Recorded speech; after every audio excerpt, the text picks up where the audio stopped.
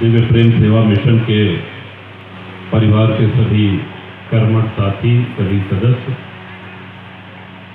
आदरणीय उप मुख्यमंत्री श्री केशव प्रसाद जी, हमारे मित्र, हमारे पड़ोसी, आदरणीय श्री पंकज जी, आदरणीय श्री वीरेंद्र सिंह जी, आदरणीय श्री राजेश जी, आदरणीय विनय जी और इस पूरे कार्यक्रम के सूत्रधार हम सभी के अग्रज, दिव्य प्रेम सेवा मिशन के संस्थापक आदरणीय आशीष भैया, मंच के सामने बैठी हुई सभी माताएं, सभी अग्रज, आप सबका अभिवादन और सभी अनुजों को ढेर सारी शुभकामनाएं, मंगल कामनाएं। हम सभी लोगों का ये मानना है कि अगर इस जन्म में अच्छे कर्म करोगे तो उसका फल अगले जन्म में भी मिलेगा, और हम लोगों ने अपने गत जन्मों में अच्छे कर्म किए होंगे तब ये मानव शरीर मिला है, अच्छे माता पिता मिले हैं, भारत भूमि मिली है। इसके भी ऊपर जाएं तो कुछ कार्य विशेष करने के लिए पुण्यात्माओं को ईश्वर धरती पे भेजते हैं। छत्रपति शिवाजी महाराज उन्हीं पुण्यात्माओं में से एक है। ये कोई साधारण राजा, साधारण महाराजा नहीं है, किसी राजवंश में नहीं जन्म लिए, इनके पिता राजा नहीं थे। अपनी क्षमता से राष्ट्र और धर्म के प्रति अपने समर्पण से और अद्भुत संगठनात्मक क्षमता से उन्होंने भारत में हिंदू स्वराज्य की स्थापना करी, और उस समय में करी जो भारत के लिए सबसे काला अध्याय, काला कालखंड था। देवगिरी की लूट के बाद अलाउद्दीन खिलजी ने जब देवगिरी लूटा, महाराज रामचंद्र यादवेंद्र जो वहां के शासक थे, उनकी खाल खिंचवा करके और किले के दरवाजे पे टंगवा दी गई। इसी के साथ पूरा भारत एक तरह से विदेशी आक्रांताओं का गुलाम हो गया, दास्ता का जीवन जीने लगा, और दूर दूर तक कोई आशा, कोई उम्मीद किसी को नहीं दिख रही थी।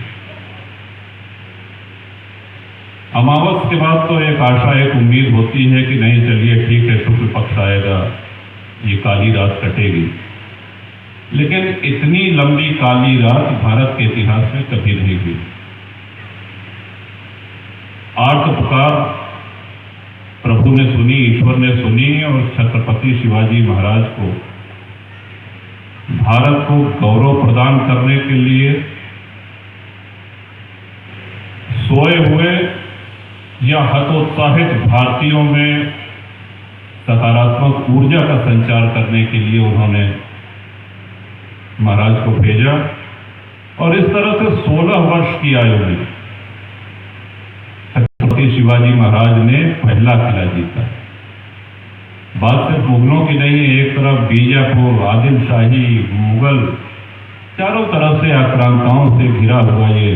उनका छोटा सा एक राज्य था, और अपनी कुशल रणनीति से उन्होंने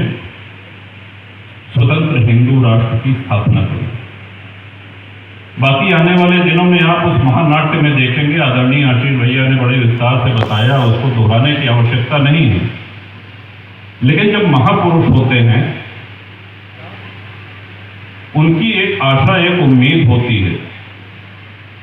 और सबसे बड़ी आशा ये होती है कि हमारे देशवासी जागरूक हों, मुखर हों, कर्मठ हों,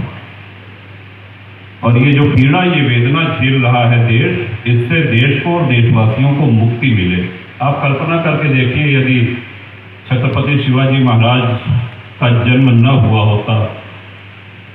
यदि महाराणा प्रताप का जन्म न हुआ होता,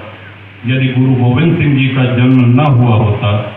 तो आज की ये भारत भूमि किस हाल में होती। और दूसरा चिंतन हम सभी को ये करना है कि हमको हमारे माता पिता ने जो शिक्षा दी है, ईश्वर ने जो संपन्नता दी है, क्या हम राष्ट्र के प्रति, क्या क्या हम अपने धर्म के प्रति और क्या हम अपने समाज के प्रति अपने दायित्वों का निर्वहन कर रहे हैं कि नहीं। आजकल दो चीज बड़ी चर्चा में है। एक, कुछ भटके हुए कनाडा वासी जो खालिस्तान की मांग कर रहे हैं, और दूसरा अभी हाल में ही इजराइल पे हुआ भयावह हमला। इन दोनों का हम सभी लोगों को संज्ञान लेना चाहिए। सिख और हिंदू हम सभी लोगों ने सुख दुख साथ मिलकर के बांटे हैं, झेला है बुरा समय एक साथ, बल्कि सिख हिंदू से अलग नहीं है। लेकिन अगर खालिस्तान वालों को इतना ही खालिस्तान प्यारा है जो इसकी मांग कर रहे हैं, तो ये भी जान लें कि जब हमारे देश का बंटवारा हुआ तो 60% पंजाब तो पाकिस्तान में चला गया है। तो वहां जाके अपना जौहर दिखाएं और पाकिस्तान के उस 60% जो भाग है, जो भारत से कट के पाकिस्तान हुआ है, उसको खालिस्तान बनाते हैं। तो मैं समझता हूं कि भारत की सरकार के साथ साथ भारत का हर आदमी, हर नागरिक उनको शुभकामनाएं, उनको आशीर्वाद देगा और उस काम में उनका साथ देगा। दूसरा, आज आप जितने लोग यहाँ पे पधारे हैं, हम सभी के हाथों में स्मार्टफोन है और